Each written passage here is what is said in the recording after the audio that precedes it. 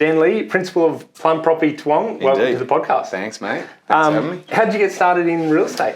Well, it was about 12 years ago. I was doing sales for Optus, telecommunications. Did pretty well at that, but didn't really like it. So, in Brizzy? Yeah, in Brizzy. Yeah. I was one of those annoying guys in a shopping centre that used to stop you and make you change from whatever home phone you had over to Optus. Yeah. Had to close you in like 90 seconds. Yeah, right. So, yeah, that was a tough job. But, I always had property in mind, and I just sort of, made the move just because, I don't know, it just felt right. It just felt like something I wanted to do, and then, you give something a go, and I found out I was really good at it and enjoyed it, and so I followed it. And so Plum Property, how long has that been running for now? Since April 2016, so three and a half? Yeah, three and a half, roughly, yeah. Yeah. Now, the reason I sort of come across you, people were sending me your videos and tagging and stuff. Your videos are very creative on social media, but were you always sort of creative, or is it like, I also want to talk about the process, but first of all, as a kid growing up, were you always so creative and that sort of stuff? Not necessarily videos, but just, I don't know. Not really. Like, I can't draw for crap. Yeah. I'm not really, I'm not an artist of any sort, but... And, I sort of discovered that I was pretty creative with the videos just when I got the opportunity to do them, and I've always liked being, having a bit of a laugh, so I obviously do that a little bit. Yeah. And then, just sort of expanded from there. Yeah, cool. So... Let's talk about the process a bit. So who's involved in, I think some people see them and probably think, they've thrown that together in, one sitting and that's all it's done. To my mind, you can prove me wrong, but it looks like there's actually a lot of planning, a lot of editing and going into these sort of things. Can you talk about that? Like, who's involved? Some of them take a lot of planning. Yeah. And, can take half a day. I've had one profile video with with all the staff that we did, which took a couple of days. But generally the property videos, I just do it all on the spot. You make it up? A lot of them I make up on the spot. Yeah, I just rock up. You don't script it out beforehand? Sometimes I'll have one joke or two or an angle that I'll go for, but I just go there and I sort of just improvise and try stuff. I couldn't do that. You are very creative then. Yeah, I surprise myself because a lot of the time I do rock up to properties and go, what am I going to do? Yeah. And then I just sort of, spend half an hour walking around thinking about stuff, and then me and the videographer, we sort of try a few things out, and then we go, that's going to work, and then we just go with it. Yeah. And is the videographer in-house, or you contract someone? We contract someone to do most of the big stuff, Yeah, cool. They're really good and really creative, thanks. And I sort of wanted to touch on that. So apart from getting engagement and getting a lot of eyeballs and getting your branding out there, I suppose, like people now know, if they didn't already, who Dan is from Plum Property, and you're a down-to-earth guy and funny and all that sort of stuff. How about the business results behind it? Are you seeing that that's sort of transforming into sales, or is it more of a branding campaign? Or a bit of both? It certainly helps with branding, but the whole idea is for the videos to catch as many eyeballs as possible. And from those, a lot of those people who watch the videos won't be in the marketplace to buy a property, but people start to share the property with people who are looking for something like that. And you're only looking for a very small percentage of people that watch the video to actually turn into inspections. But yes, it does increase inspections anywhere from, if I do a good campaign behind it, anywhere from about 20, I've had up to 40% more inspections. And when I say inspections, I can't directly relate it to them seeing that video, but what I can relate it to is how many people click on the link that I provide in the ad. Okay. So that link that you can click on, if you watch the video and you just have a laugh, you might move on. But if you watch the video and you are in the marketplace, or you tag someone that is in the marketplace, and they then click on the link that I provide, that will go through to the realestate.com ad, right? And so I can track how many clicks on that little link I've had. And that can be, it's usually between 1 and 2% of the overall views on the video. If I have 50,000 views, then I'm going to get anywhere between 500 to 1,000 click-throughs to realestate.com. Oh, okay. And on realestate.com, I work on a 3% viewing rate to inspection numbers. So if I get 1,000 views on a realestate.com ad, I'm likely to get about 30 inspections on the property. Yeah, cool. It's So good to know that. it filters down. The statistics show that I am getting people through to that ad, and if you're getting people through to the ad, that's going to lead to more inspections, and more inspections will then lead to more offers, which will then lead to a higher sale price, and hopefully a faster, better sale for the owner. Absolutely. And so you've obviously listing a lot of properties. How do you is it a matter of timing in terms of which ones you're going to throw a video on, or is a client sort of asked for it? Or I won't do it for every property. I'll do it for properties that I think we can make a good video out of. Otherwise, if I'm just going to make a standard boring video about something, I'd just rather not do it. And it's just not going to get the engagement that something that has something to show and something we can make something interesting out of. But most houses do have something to show. So I can do a decent video, or they've got a story, or they've got something that's got great potential. They've got something that you can show the audience that might be interesting. I can usually find something that's good. But if it's just like a small 2-bedroom unit with nothing too outside the ordinary, I probably wouldn't do it. Sure. Then there's the cost involved. So it can cost anywhere between $1,000 to $2,000 to make the video, and then some social media cost on top of that. So the owner has to be willing to front up a bit of a cost to get the video, but at the end of the day, again, it's to get them a better result. More inspections on the property. And to, like you mentioned it there, a bit of social media costs on the ads. Do you sort of have an idea, or how do you run? So you have this video, you post it, and then you're running ads. Do you have someone in-house doing that, or you just, cool. Yeah. And you find that helps a lot? Or? Yeah, that helps a lot. Yeah, that's really important to do correctly. Otherwise, you might just waste your money. Yeah. So I went back on your YouTube channel on Plum Property, and so maybe you were doing stuff before that, and that's going back to, when you first sort of started, you were doing videos then, like they are a bit different. But if you look at, like, you've done so many videos, do you have like a favourite one or two that stand out as your favourites? Well, recently I did the Burning Man video. Yeah, I saw that, That was really popular. I actually did that and didn't think it would... resonate? Go like as viral as it did, but it was really popular out there. And it was, I don't know, that's probably the favourite, but my previous favourite was the one where I was having an anxiety attack. It was a house in Indooroopilly, and I was, freaking out because the property was so good, and that was probably my favourite. Yeah, cool. I'll have to go check that one out. I've watched a bunch of them. A lot of people like the one where I was tackled into the pool by the kid. I've watched that one. Yeah, that was pretty good. Aside from the videos and Facebook and stuff, where else are you spending your time and money in social media, like LinkedIn or any other platforms? No, not a lot on LinkedIn. We've done a little bit on LinkedIn. Mainly just Facebook and Instagram at the moment. Sort of where the eyeballs are at this point. Yeah, well, Facebook's got an older demographic, which probably is more your buyer and sellers, so we focus a bit more on Facebook. Instagram is a bit of a younger crowd, sort of 25 and up. Yeah. Makes sense. We do a bit on Instagram, not as much. If you're looking, we're sitting here in October 2019. If you look ahead for the next year, where would you like to maybe improve on social media in 2020 and sort of beyond? Have you got any areas you're thinking, I'd really like to give that a go or spend some more time there? I'd like to do just more different things with video. Like there's ideas that we've got that just... a little bit harder than just getting a camera and going and doing it. Lots of preparation and it might take multiple people and have a bit more of a cost. So because a lot of the videos, if the property videos, they don't cost too much because you've already got what you need. You've got the property. You just go there. You make a script. You kind of do it and edit with some music, but.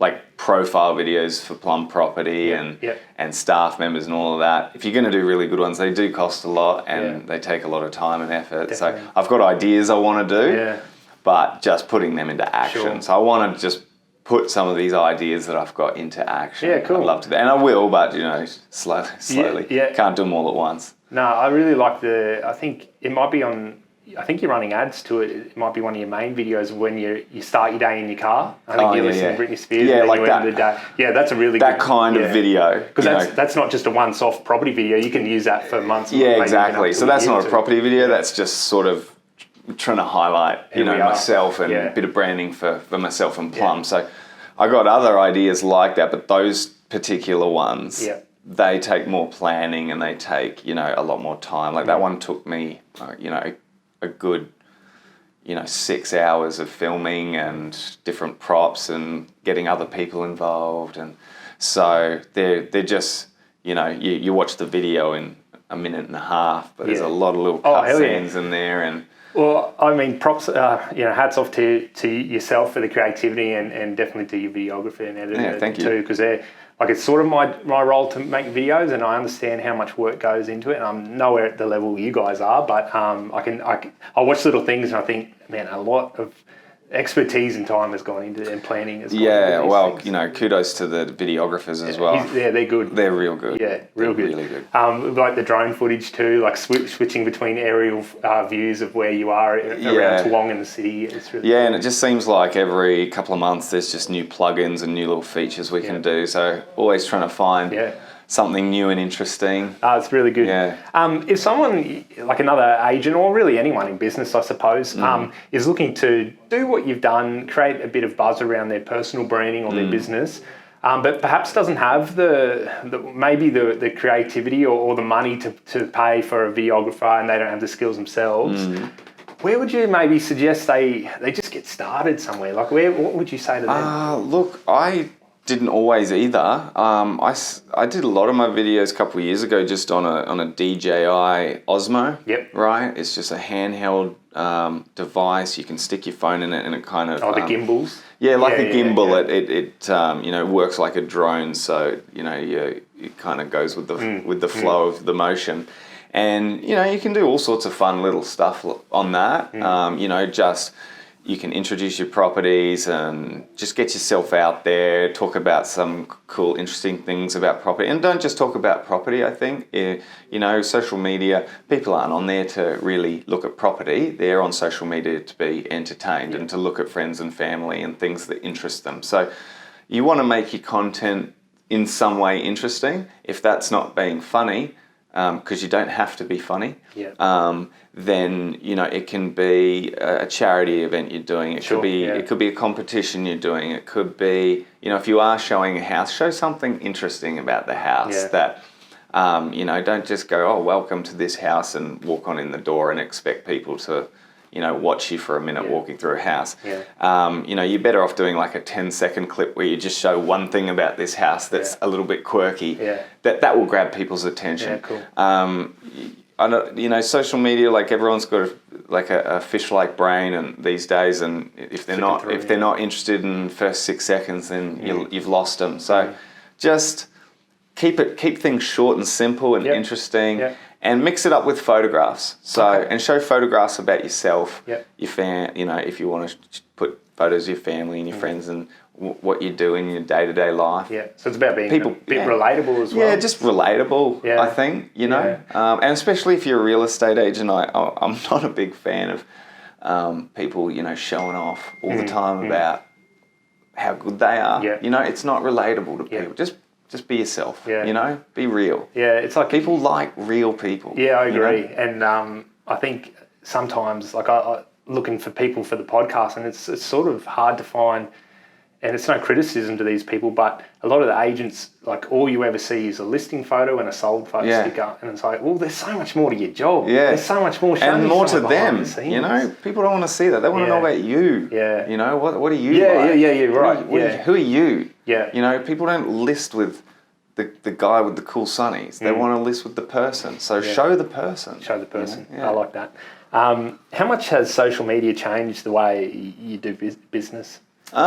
Look, behind the scenes, not a great deal. All it has done is change the advertising. Yeah. So it's really changed the way that we put that extra element on advertising properties, but how we communicate with people, how we prospect, how we negotiate contracts, how we do our whole business has not really changed at all. Yeah. It's more just changed towards advertising ourselves and advertising properties. Okay. It's just added an extra element on there, and it's sort of moved focus away a lot more from print media as digital, you know, with also with the real estate portals online and social media. It's kind of probably put more of a dent in that, you know. Are you still doing stuff like print and letterbox and that? You still do letterbox and, you know, that sort of stuff to keep the local neighbourhood up to date. But, you know, ads in the paper can be quite expensive. So we do less of that these days, a lot less. You know, if you looked at what I did 5 years ago to today, it's just, makes sense. You know, it's kind of almost non-existent now in our business print. Not to say that there's not a place for it, but, you know, we focused elsewhere where we've seen an ability to get better results. We sort of maybe touch on it, but what are the biggest mistakes you see other agents doing when it comes to marketing and media? Just social media, or whichever. I wouldn't say mistakes. I mean, no one's making a mistake if they're getting a property out there. I certainly see ways people could do things better. Okay. But, you know, I'm not here to say I'm the best at it, and I can still learn a lot. Maybe a lot of the stuff I do is people could think, oh, well, that's ridiculous. Why would you do that? You know, so I just think the biggest mistake is people not giving it a go. So you'd suggest that just get started, give it a go? Yeah, give it a go, you know, but don't make videos too long. That's one thing I'll say that is a mistake. Is that a lot of agents will do a video and, you know, expect someone to watch a 4-minute video on a property. Like, no one's going to watch it for 4 minutes. You know, even my videos, like if you watch like pick your best one, and that goes for 1.5 minutes. If you picked the best one and you saw that there were 50,000 views, let's say, I can go on the back end and see what percentage dropped off. What percentage watched 100%?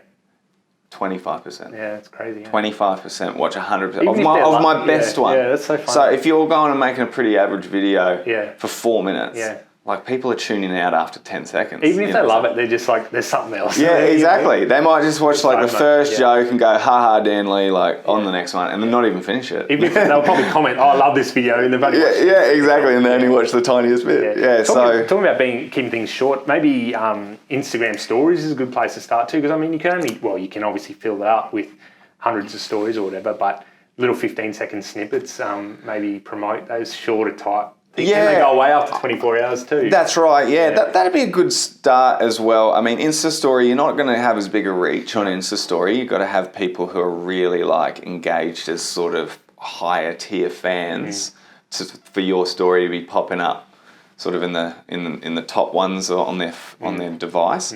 But it's a good place to start because I think a lot of people might, you know, do a video and then go, oh, I don't want to post that.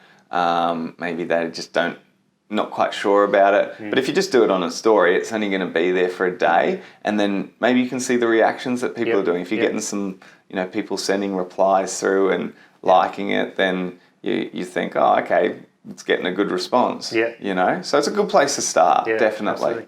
Are there any agents, or we'll start with agents if you can't think of any, maybe just general business people that you look up to locally or Australian or even overseas? I look up to the really big ones. Not that I ever aspire to be as big as one of those, but I read a lot of biographies, you know, like Elon Musk and Richard Branson, who I just read one recently, the guy who started Nike, what's his name? Phil someone? Phil Knight? Just their stories and how, like, I think my life is hectic. I like reading about what these people go through, you know, in their day-to-day lives, and it is, you know, it makes me... Puts things into perspective a bit. Puts it in perspective that, mate, you're just running a real estate agency. What about, like, in terms of marketing or videos and stuff? Do you watch any other companies and go... Not necessarily that's where you're getting your ideas from, but just for a bit of, oh man, that's really cool or anything like that? Yeah, I see a lot of other agencies doing stuff, and I'm not going to sit here and promote other agencies, but there's definitely some agencies around, putting some, real money behind it, doing some real, like the effects that they put behind it.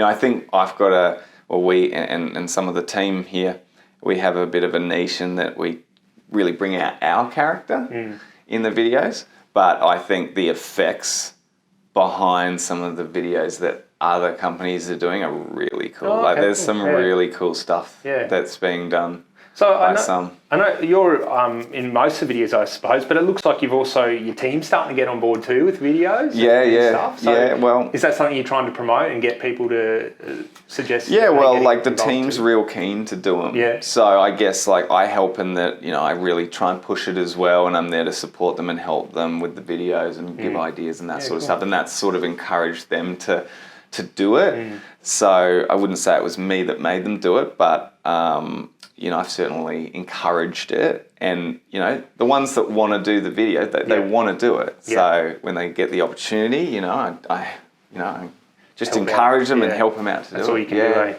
Cool. And lead by example, I suppose. I'm definitely do that. Yeah. Well, that's all I got for you today, Dan. Thanks very much for coming on the podcast. Yeah, no worries at all. My pleasure. Cheers. Thanks a lot. Thanks, Dan. Bye.